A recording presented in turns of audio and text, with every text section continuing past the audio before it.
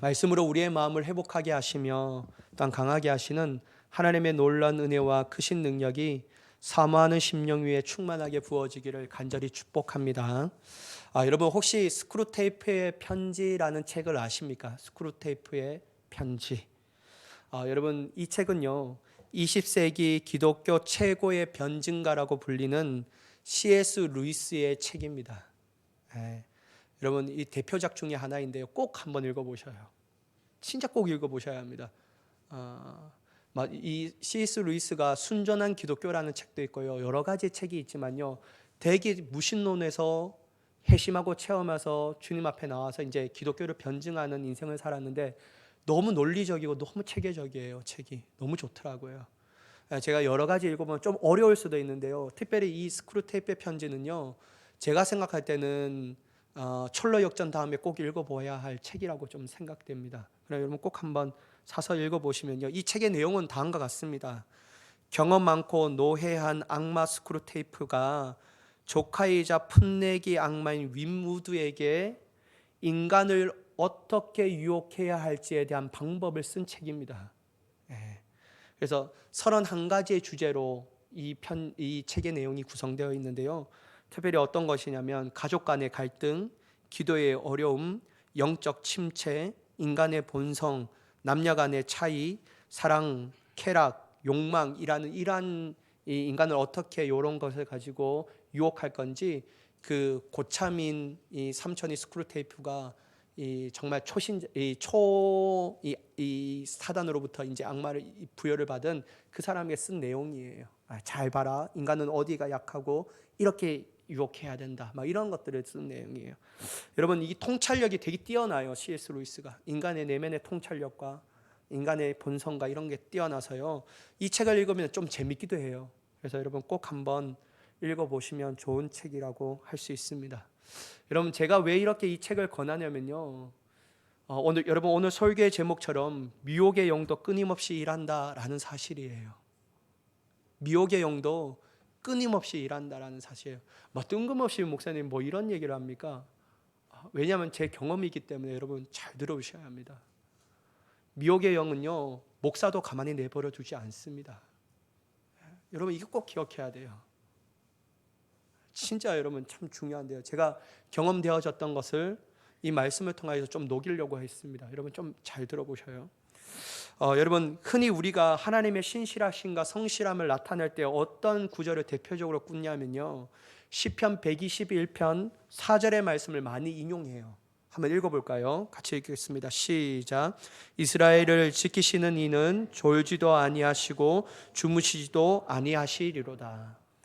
여러분 하나님께서 우리를 일하시는데 1분 1초도 졸지 아니하신대요. 아니 주무시기는커녕 졸지도 아니하시는 분이 우리 하나님이시라고 얘기해요. 이걸 뭐냐면요 하나님이 우리를 주목하신데 한눈 팔지 않는다라는 거예요. 늘 우리의 필요를 채우시고 우리의 모든 것들을 아셔서 주님의 뜻대로 쉬지 않고 우리를 위하여 역사하신다라는 거죠. 여러분 만약에 우리가 이런 하나님을 안다면 그분을 더 사랑하지 않겠냐라는 거예요. 우리가 이러한 좋으신 하나님을 깨닫는다면 그분을 힘을 다하여 찬양하지 않을 수가 있겠냐라는 거예요. 하나님이 쉬지 않고 나를 위하여 지금도 역사하신다. 이걸 깨닫으면 얼마나 하나님이 좋고 얼마나 우리 하나님이 선하신 분이십니까? 이걸 우리가 안다면 하나님을 더욱더 사랑할 수밖에 없다라는 것이죠. 그러나 하나님께서도 우리를 향하여 일하실 때 졸지도 않고 주무시지도 아니하시지만 미혹의 영인 마귀도 졸지도 않고 자지도 않고 우리의 영을 타락시키기 위해서 얼마나 끊임없이 일하는지 모른다라는 거예요. 이게 너무 중요합니다. 우리는 매년 하나님의 선하심과 하나님 졸지도 않고 주무시지도 아니하시는 하나님에 대해서 너무 좋은데요 다른 건 생각하지 않아요. 그런데 그 반면에 악한 영들의 움직임에 대해서는 둔감하다라는 거예요. 마귀 또한 우리의 믿음을 상실하게 하기 위해서 얼마나 끊임없이 일하는지 몰라요. 얼마나 우리를 집요하게 붙들고 있는지 몰라요. 여러분 이걸 꼭 기억하셔야 합니다. 여러분 우리가 알다시피 마귀가 우리를 위하여 하는 목적은요 선하신 하나님께서 우리에게 행하신 목적과는 전혀 다릅니다. 여러분, 하나님은 우리에게 어떤 목적을 두고 행하십니까? 환난을 면하게 하시는 목적, 우리를 지키시며 보호하시는 목적, 날마다 주님이 주시는 그 복을 주시기 위한 목적을 가지고 우리를 부르신다라는 거예요. 그러나 여러분, 마귀는 그렇지 않다라는 거예요. 마귀는 우리를 미혹하여 하나님으로부터 멀리 떨어지게 만든다라는 거예요. 교회는 다녀. 그런데 하나님으로부터는 멀리 좀 떨어져 있어. 그렇게 얘기해요. 일단 여러분, 우리의 영혼을 병들게 합니다. 병들게 해요. 엄청나게 병들게 해요. 아프게 해버려요. 그리고 여러분, 가장 중요한 것이 뭐냐면요, 하나님을 향한 신실한 믿음을 상실하게 버려야 돼요. 그게 여러분, 마귀가 가장 큰 목적을 두고 우리에게 행한다라는 거예요. 그렇다고 해서 여러분, 필요 이상으로 끊임없이 우리를 유혹하려고 쓰러뜨리려고 하는 마귀를 두려워해야 하나? 그럴 필요는 없습니다, 여러분. 마귀는 그러한 존재이지만 우리가 두려워하고 무서워해야 할 존재는 아니라는 거예요. 왜 그렇죠, 여러분? 우리는 이미 예수 그리스도로 말미암아 무엇을 가지고 있습니까? 승리를 가진 자입니다. 할렐루야. 여러분, 이거 믿으셔야 돼요. 우리는 이미 예수 그리스도로 말미암아 주어진 승리가 우리 안에 있다라는 거예요. 이건 변하지 않는 진리입니다.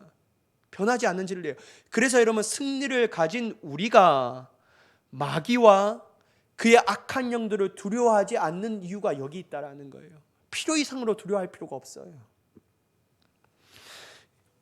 여러분, 예수님께서 오신 목적에 대해서도 사도 요한은 다음과 같이 말씀하시거든요. 요한일서 3장 8절의 말씀인데 한번 읽어보도록 하겠습니다. 같이 읽겠습니다. 시작. 짓는 자는 마귀에게 속하나니 마귀는 처음부터 범죄함이라. 하나님의 아들이 나타나신 것은 마귀의 일을 멸하러 하심이라. 여러분, 하나님의 아들이 나타나는 일은 뭐 때문에 나타났다고 합니까? 마귀의 일을 멸하러 오셨다. 어떻게 여러분, 예수님께서는 마귀의 일을 멸하셨죠? 십자가에 달려 죽으심으로 말미암아 그럼에도 불구하고 하나님의 놀라운 권세로 부활하게 하셨다. 그러니까 여러분, 마귀가 가장 큰 저주가 뭐냐면요, 사망입니다. 근데 여러분, 이 사망의 저주를 하나님께서 예수 그리스도의 십자가와 부활의 사건을 통하여 끊으셨다라는 거예요. 더 이상 죽음이 우리의 두려운 대상이 아니라는 거예요. 이러한 일들을요, 주님께서 다 해결하셨다라는 거예요.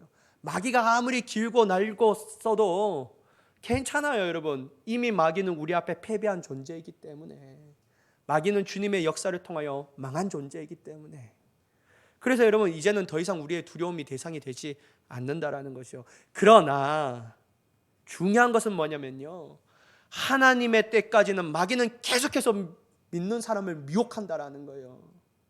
주님이 이 땅에 다시 오실 때까지 마귀는 계속 우리의 영혼을 공격한다라는 거예요. 이게 마귀에게 정해진 일이라는 겁니다. 그래서 여러분, 고린도후서 11장 3절에 이런 말씀이 있어요. 한번 들어보세요. 뱀이 그 관계로 하와를 미혹한 것 같이 너희 마음이 그리스도를 향하는 진실함과 깨끗함에서 떠나 부패할까 두려워하노라. 여러분, 마귀는 쉬지 않고 우리의 마음을 미혹하며 우리를 어디로부터 떠나가게 하냐면요, 그리스도를 향하는 진실함과 깨끗함에서 떠나가게 하는 거예요.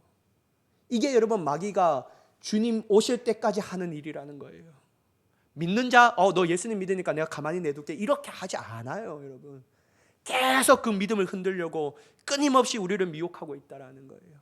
이게 여러분, 참 어려운 것입니다. 여러분, 우리가 성경을 보면 알다시피 마귀는 예수님조차도 가만히 내버려 두지 않습니다. 예수님조차도 가만히 내버려 두지 않아요. 특별히 여러분, 복음서 초반을 보면요, 공간 복음서를 보면 예수님께서 세례 요한에게 세례를 받으시고 어디로 가시죠? 광야로 가십니다. 누구로 말미암아? 성령에 이끌려 광야를 가셔요. 거기서 여러분, 예수님께서 뭘 하십니까? 40일 동안 금식하셔요. 여러분, 40일 동안 금식하셨다라는 것은 너무나도 힘든 일입니다. 왜냐하면 예수님도 육체를 입고 계시기 때문에. 저는 하루도 금식하기 힘든데 예수님은 40일 동안 금식하셨다고 해요. 여러분 40일 동안 금식하셨다라는 사람들이 여러분 옆에 있다라면 여러분 어떻게 보시겠냐라는 거예요. 야, 저 사람은 영으로 충만하구나. 야, 저 사람은 말할 수 없는 영적인 권위를 가지고 있겠구나. 저 사람 진짜 신령한 하나님의 은혜를 소유하고 있겠구나. 그러면서 우리는 얼마나 존중이 여며 정말 얼마나 그 사람을 위대한 사람이라고 보겠냐라는 거예요. 그러면 여러분 우리의 생각에는 마귀가 그 위대한 사람에게 오겠냐라는 거예요. 그냥 믿음이 없는 사람, 나가 떨어질 그 사람에게 가는 게 정상이라고 생각하겠죠. 그러나 마귀는요 40일 동안 금식했던 예수님에게도 찾아오신다라는 거예요. 참 여러분 이게 아이러니합니다. 우리의 생각에는 이러한 상황 가운데 마귀가 와서 예수님을 시험하는 것이 얼마나 무모한 일이라는 것을 생각할 수 있지만요, 그러나 우리 예상과 다르게 40일이 끝난 즉시로 마귀가 찾아와 예수님을 시험합니다. 세 가지의 시험거리를 주죠. 결국 여러분 예수님이 승리하셨죠. 그래 여기서 여러분 우리가 깨달을 수 있는 게 뭐냐면 마귀는 믿음이 좋거나 좋지 않거나 가리지 않습니다. 믿음이 좋은 사람들은 무서워하고 믿음이 약한 사람은 막 들고 흔들고 이런 거 아니에요. 어떻게 보면 믿음이 좋은 사람은 막 들고 흔들어서 믿음을 떨어뜨려 버리게 하고, 믿음이 좋지 않은 사람은 그냥 어떻게 해든지 나가 떨어질 테니까 쟤는 안 건드릴 거야, 이게 아니에요. 믿음이 좋든지 나쁘든지 중간이든지 마귀는 예수 그리스도 안에 있다라고 생각하면 무조건 그를 공격한다라는 거예요. 이게 여러분 마귀의 특징이라는 것이죠. 하나의 목적 때문에 그렇습니다. 하나님의 관계를 무너뜨리고 단절하기 위한 이 유일한 목적을 달성하기까지 마귀는 쉬지 않고 우리에게 미혹한다라는 거예요. 여러분 여기서 생각해야 할 포인트가 하나 있습니다. 그렇다면 여러분 예수님께서는요 강야에서 3번의 시험을 이기시고 더 이상 마귀가 예수님 앞에 나오지 않았을까? 그냥 예수님을 가만히 내버려 두었을까? 이 3가지의 시험도 이겼는데 뭘 또 시험을 할까? 이렇게 생각할 수 있을까요? 아닙니다 여러분. 오늘 본문의 말씀을 보면요 절대로 그렇지 않다라는 거예요. 마귀는 끊임없이 끝까지 예수님을 마음을 흔들려고 했어요. 예수님께서 자신의 달릴 십자가를 지고 가시잖아요. 골고다 언덕으로 걸어가셔요. 우리가 생각할 때는 영화를 볼 때는 뭐 완전한 십자가 형태를 들고 가잖아요. 그게 아니고요, 이미 여러분 이게 세워진 기둥은 골고다 언덕에 박혀 있었고요, 예수님이 지고 가신 것은 요 가로 요것만 들고 가시는 거예요. 여러분 예수님께서 골고다 언덕에 도착하셨을 때 그들은 예수님을 십자가에 못 박았습니다. 손과 발에 큰 대목을 박힌 것 이 자체로도 예수님은 육체적 고통을 너무나도 힘들게 경험하고 있다는 거예요. 그러나 여러분 마귀는요 예수님을 단지 육체적인 고통을 주는 것에 끝나는 것이 아니라 예수님의 정신적인 것에 가합니다. 한마디로 예수님을 조롱하기 시작합니다. 말할 수 없는 수치와 모욕을 안겨준다는 거예요. 그 수치와 모욕의 첫 번째는 뭐냐면 예수님께서 달리신 십자가 위에 달린 명패였다라는 거예요. 여러분 37절의 말씀 한번 보시면 그 머리 위에 이는 유대인의 왕 예수라 쓴 제 패를 붙였더라. 여러분 마귀는 이 패를 예수님이 달리신 십자가 위에 붙임을 통하여 지나가는 사람들의 조롱의 거리로 삼았다라는 거죠. 그가 유대인의 왕이라고 말하면서 어찌 유대인의 왕이 십자가에 못 박혀 있느냐? 조롱의 대상이었어요. 저 무기력한 모습이 유대인의 왕이라고 웃기고 있네. 지가 한 말이 얼마나 터무니없는 말인가, 막 이걸 지나가는 사람들에게 얘기하는 거예요. 그러면서 야 유대인의 왕 십자가에서 내려와봐, 그렇게 얘기하죠. 여러분 이 말을 들은 예수님이 얼마나 가슴이 아프겠습니까? 마귀는요 예수님을 조롱거리로 삼고 술취와 멸시를 주기 위한 마귀의 철저한 계략이었다는 사실을 우리가 알 수 있습니다. 물론 여러분 나중에는 진짜 그 명패대로 유대인의 왕이 되셨죠. 두 번째, 여러분 예수님께서 하신 말씀을 가지고 수치와 모욕을 줍니다. 39절과 40절의 말씀을 한번 보세요. 지나가는 자들은 자기 머리를 흔들며 예수를 모욕하여 이르되 성전을 헐고 사흘에 짓는 자여 내가 만일 하나님의 아들이여든 자기를 구원하고 십자가에서 내려오라 하며, 예수님께서 성전 앞에 무리들에게 말씀하셨어요. 이 성전을 헐라. 며칠 만에 짓겠다고요? 사흘 만에 내가 다시 일으키리라 라고 막 예언의 말씀을 하시는 거예요. 안 그래도 여러분 이 말씀이 귀에 듣기 싫어하는 사람들이 있는데 성전을 헐고 사흘 만에 짓겠다라고 호언장담했던 그가 어찌 저렇게 처량한 모습으로 있느냐 조롱하는 거죠. 그런 능력이 있다면 당연히 십자가에서 내려와서 우리를 구원해야지. 이게 도대체 무엇이냐? 그러니까 여러분 쉽게 말하자면 말만 그렇듯하게 한 예수님은 실제적으로는 능력도 없고 말만 번지르게 하는 사람이라는 것을 알려주고 싶은 거예요. 그래서 여러분 그 말을 통해서 예수님은 이중인격자라는 것을 가지고 막 조롱하기 시작합니다.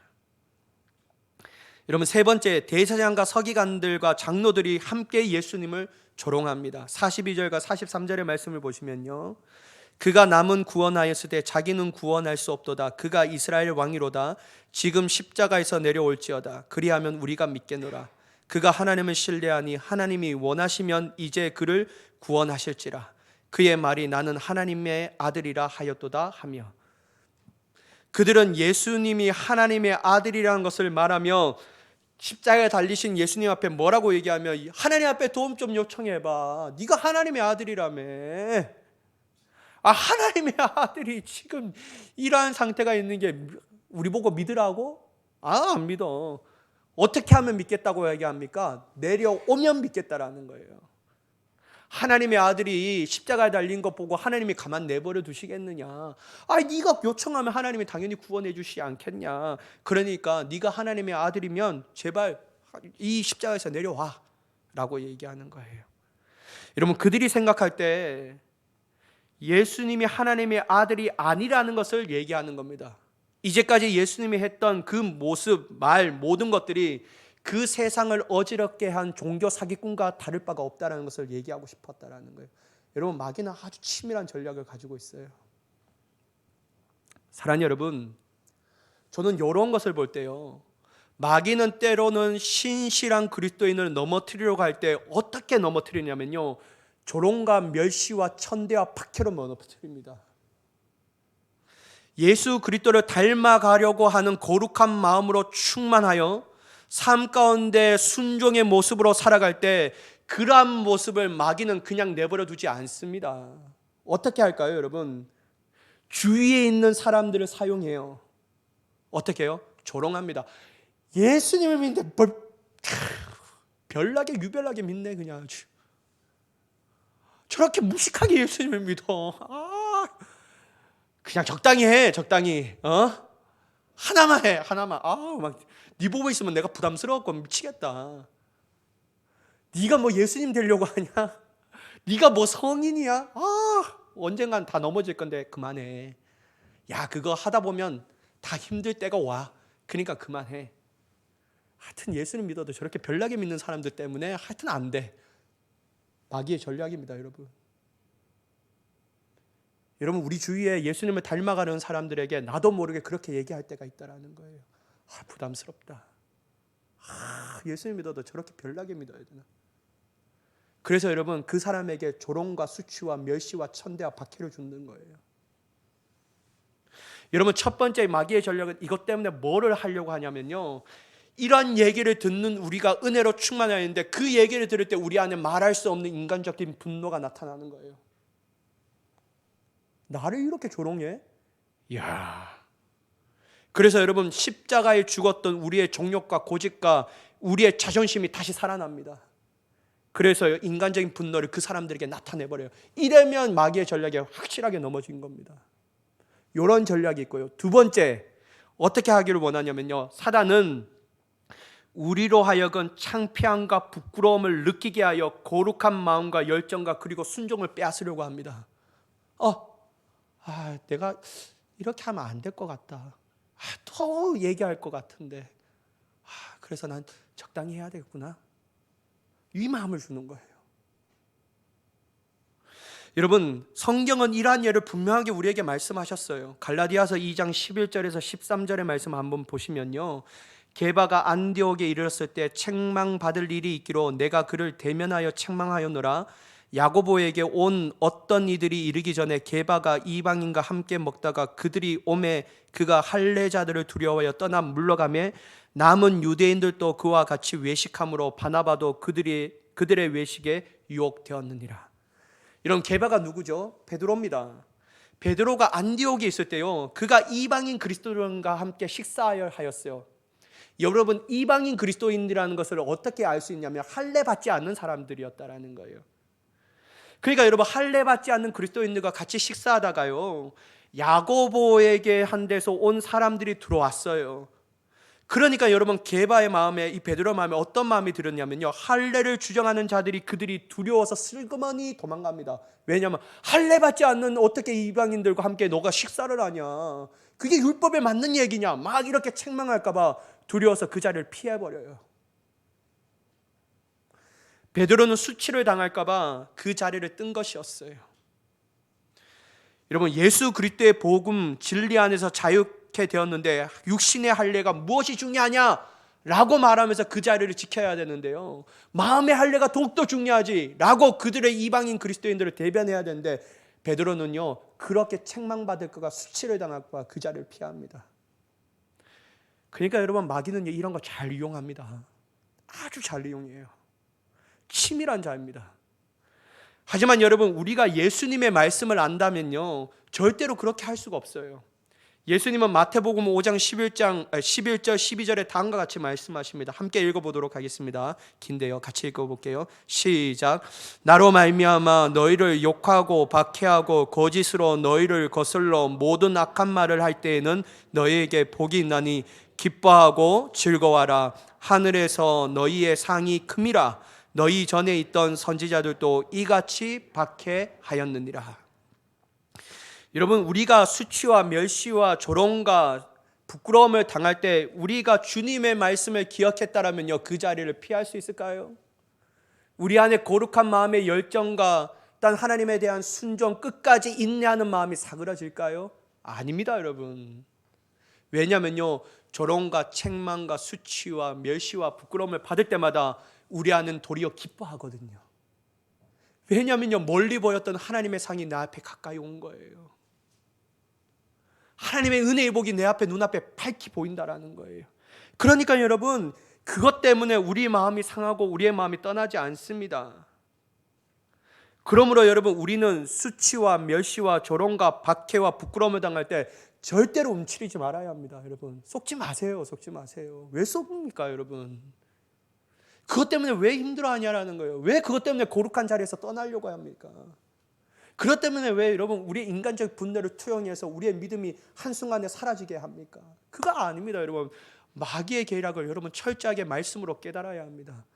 여러분, 우리에게 수치와 조롱과 멸시를 줄 때마다, 부끄러움을 줄 때마다 우리 안에 어떤 마음을 품어야 하냐? 기뻐해야 되는구나, 기뻐해야 되는구나. 즐거워하자, 도리어 즐거워하자. 왜냐하면 하나님이 나를 위하여 하늘의 상이 이만큼 크다. 그러한 마음으로 여러분 이겨내야 한다라는 것이죠.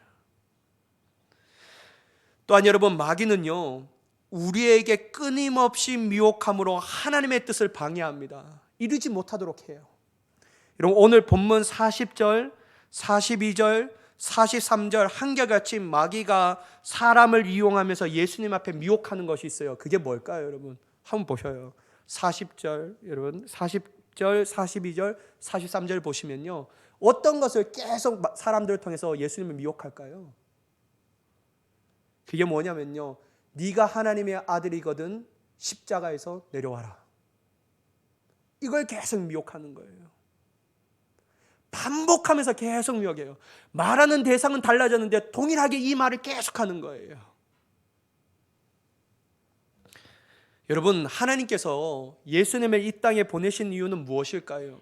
하나님의 사랑하는, 당신의 사랑하는 백성을 구원하시기 위해서입니다. 그들의 죄를 용서하시며 하나님의 창조의 원형을 회복하기를 원하시는 마음, 또한 주님의 자녀가 되는 권세를 우리에게 주시기 위하여 예수 그리스도를 이 땅에 보내셨다라는 거예요. 여러분, 주님의 자녀가 됐다라는 것은 뭐냐면 하나님의 기업이 우리의 기업이 되었다라는 거예요. 하나님의 나라가 나의 나라가 되었다라는 거예요. 그러니까 여러분, 얼마나 말할 수 없는 기쁨입니까? 근데 여러분, 이 기쁨이 우리에게 성취되기 위해서는 어떻게 돼야 될까요? 예수님이 십자가에 죽으셔야만 했다라는 거예요. 예수님께서 십자가에 반드시 우리를 위하여 죽으셔야만 했다라는 겁니다. 왜냐하면 여러분, 성경은 일관적으로 주님이 뭐라고 얘기하냐면요, 피 흘림 없이는 제사함이 없으리라. 피가 흘려야만 한다라는 거예요. 그것도 여러분, 죄 없으신 예수님만이 십자가에서 우리를 위하여 죽으실 때 우리의 주홍같이 붉은 죄가 흰눈같이 희게 되는 줄 믿습니다. 그래서 여러분, 예수님은요 끝까지 십자가에 있어야 되는 거예요. 근데 여러분, 마귀가요 미혹하잖아요. 내려와. 네가 하나님의 아들이라며 내려와봐. 그럼 우리가 믿을게. 네가 성전을 열고 사흘 만에 짓는 자라며 내려와봐. 그런데 어떻게 이렇게 무기력한 모습을 보일 수 있어? 이 사기꾼아, 이렇게 얘기하는 거예요. 여러분, 마귀는요 그 사명을 맡기 위해서 계속해서 십자가에서 내려오라고 말합니다. 그것도 너가 십자가에서 내려온다면 내가 말한 대로 하나님의 아들이라는 것을 믿겠다라고 말하면서 말이에요. 여러분, 생각하기도 싫겠지만 만약 예수님께서 하나님의 아들이심을 증명하기 위해서 내려오셨다면 어떻게 되었을까요? 우리의 구원은 물거품이 된 겁니다. 그런데 여러분, 제가 만약에 예수님은요, 전 내려왔을 것 같아요. 내려와서요, 야, 너가 나를 조롱했던 사람이 일렬 행대로 서라. 그러면서요, 온 날마다 코를 그냥 진짜 입을 때리고 코를 때려갖고 납작하게 만들었거든요. 그래야 내 마음이 막 시원해질 것 같아요. 여러분, 예수님이 이거 못하셨을 것 같습니까? 근데 하나님의 원칙이 아니었어요. 하나님의 구원의 방법은요 끝까지 십자가에 달려 있으신 거예요. 능력이 없어서가 아니라니까요. 여러분, 힘이 없어서가 아니에요. 주님의 구원의 사역을 이루기 위하여. 사랑하는 여러분, 바로 이것입니다. 사단은요 그럴듯한 논리로 그것도 하나님의 뜻이라고 말하면서 이것이 하나님의 의도라고 말하면서 우리를 미혹합니다. 유혹해요. 그렇게 하는 것이 하나님을 위한 것이야. 그러니까 네가 이렇게 해야 돼 라고 얘기합니다. 그러나 절대로 속지 말아야 합니다. 그럴듯한 논리에 넘어가지 말아야 합니다. 여러분, 그것은 하나님을 위해서라는 포장지 안에 있는 우리의 개인적 욕심을 충족하기 위한 사단의 속임수입니다. 만약에 예수님이 내려와서 조롱하는 사람 때리면 예수님의 마음은 시원하겠지만 하나님의 구원의 역사는 끝이 나는 거예요. 여러분, 마귀는 미혹의 영입니다. 사도 바울은요 이렇게 우리에게 오는 마귀의 모습에 대해서 분명하게 말씀하셨어요. 고린도후서 11장 14절의 말씀인데요, 이것은 이상한 일이 아니라 사탄도 자기를 어떤 천사로 가정한다고요? 강명한 천사로 가정한다. 여러분, 사탄이요 우리에게 올 때요 정말 칼 물면서 이렇게 오는 게 아니에요. 사탄도요 우리에게 찾아올 때 강명한 천사로 옵니다. 왜 그렇게 올까요, 여러분? 그래야지만 미혹되니까요. 그래야지만 분별하지 못하니까요. 그래야지만 이게 아리까리하거든요. 여러분, 그럴 때 여러분 믿음으로 분별하지 못한 그리스도인들은 그들이 천사로 여겨 그들이 하는 모든 말이 하나님의 말씀으로 받아들여 하나님의 뜻으로 멀리 떠나가는 인생을 살게 되는 거예요. 사랑하는 여러분, 다시 한번 말씀드리지만요, 분별해야 합니다. 분별하세요, 여러분. 마귀의 음색에 속지 마세요.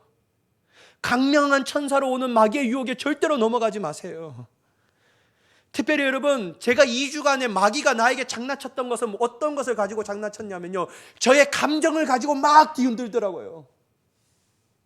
일어나지 않을 일들에 대해서 분명하게 일어날 것이라는 말에 내 머릿속에 계속 주입시키더라고요. 그러면서 내 마음에 두려움으로 확 쌓이게 해버립니다. 무서움에 떨게 해요. 일어나지 않았어요. 일어날 수도 없는 일이에요. 여러분, 하나님은 우리에게 두려움을 주시는 분이 아니십니다. 하나님은 우리에게 평안을 주시는 분이신 줄 믿으시기 바랍니다. 하나님은 우리에게 재앙을 주시는 분이 아니에요. 하나님은 우리에게 생명의 능력을 주시는 분이신 줄 믿습니다. 그러니까 여러분, 마귀는요 우리의 감정을 가지고 막 장난쳐요. 일어나지 않을 일들에 대해 걱정하며 일어나지 않은 일이 분명히 내 앞에 일어날 것이라고 확신을 줘버리게 되는 거예요. 그러니까 여러분 무서워하죠. 두려워하죠. 걱정이 넘쳐나는 거예요. 기도하다가 또 일어나면 또 걱정이 되는 거예요. 사랑하는 여러분, 속임수입니다. 속임수예요. 그리고 여러분, 제가 요즘에 읽고 있는 책이 있는데 성도들의 영적 전쟁이라는 책을 읽고 있는데 거기서 얘기하는 게 이 얘기도 하더라고요. 특별한 체험을 가지고 이것이 하나님께 주신 체험이라고 말하면 더욱더 체험에게만 몰두하게 만든다라면 이거는 마귀의 속임수다. 여러분, 체험 중요하죠. 하나님의 나에게 행하신 모든 체험들 얼마나 중요합니까? 그러나 체험에게만 몰두하게 하면요, 이거는 마귀의 계략이에요. 왜냐하면 여러분, 우리는 체험보다도 우리 안에 가장 근본적인 기준이 뭐냐면요, 하나님의 말씀이거든요. 그 말씀이 우리의 기준이 되어야 하는데 체험하면서, 그러니까 여러분, 우리가 어디에 갑니까? 우리 손에 금 부스러기 떨어지는데 그런 데 찾아가고, 예언해 주는 데 찾아가고, 병 고쳐 주는 데 찾아가고, 마치 예수님을 무당처럼 생각하면서 그렇게 하는 거예요. 그러니까 여러분, 마귀의 속임수입니다. 이것도. 사랑하는 여러분, 저는 마지막으로 이 말씀을 함께 나누려고 합니다. 베드로전서 5장 8절의 말씀인데요, 함께 읽어보도록 하겠습니다. 시작. 근신하라, 깨어라. 너희 대적 마귀가 우는 사자같이 두루다니며 삼킬 자를 찾나니. 이런 마귀는 끊임없이 우리 주위에 있습니다. 사람의 모습으로도 나타나기도 하고요, 다른 어떠한 돈과 우리의 상황과 환경을 통하여 우리를 잡아 삼키려고 합니다. 특별히 여러분, 우리의 감정을 들고 해서 마귀가 우는 사자처럼 우리를 삼키려고 해요. 그러나 여러분, 우리가 그것만 무서워하고 두려워하면 피하면 안 돼요. 어떻게 해야 합니까? 근신하고 깨어서 대적해야 합니다. 이미 우리에게 이루어진 승리를 가지고, 이미 이루어 놓으신 하나님의 놀라운 십자가의 복음을 가지고 대적하면요, 마귀는 도망가게 되는 줄 믿습니다. 사랑하는 여러분, 저와 여러분 삶이 이러한 적극적으로 마귀와 싸울 수 있는 믿음의 분량이 있기를 간절히 축복합니다. 어떻게 해요? 근신하고 깨어 있어야 합니다. 그건 뭐냐면 잠자지 말라는 게 아니라 말씀으로 깨어 있고, 기도로 깨어 있고, 성령으로 충만하라. 그게 주님이 우리에게 주신 말씀이에요. 사랑하는 여러분, 한 해를 마무리하며 또 한 해를 열어가실 여러분들의 삶 가운데 마귀가 건들지도 못하고 삼키지도 못하는 하나님의 보호하심과 인도하심과 승리함이 넘쳐나기를 예수님의 이름으로 간절히 축원합니다. 기도하겠습니다. 사랑의 하나님, 우리의 삶을 붙잡아 주시옵소서. 근신하고 깨어 기도함을 통하여 하나님의 놀라운 능력을 소유하는 자가 되게 하여 주시옵소서. 그리하여 마귀의 밥이 되지 않게 하시고 오직 하나님께서 거룩하게 쓰시는 도구가 되게 하여 주시옵소서. 그렇게 역사하실 하나님을 간절히 기대하며 예수님의 이름으로 기도드리옵나이다. 아멘.